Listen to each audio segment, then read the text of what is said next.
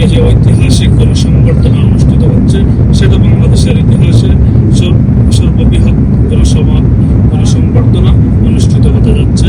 আমরা যারাই ওনার সাথে মিত্রতাকে দেখার উদ্দেশ্যে রওনা দিয়েছি, আমরা সকলেই অত্যন্ত আনন্দিত এবং আবেগ আপ্লুত।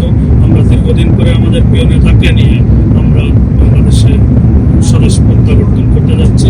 সকল ভালো থাকবেন, সুস্থ থাকবেন। আল্লাহ হাফেজ।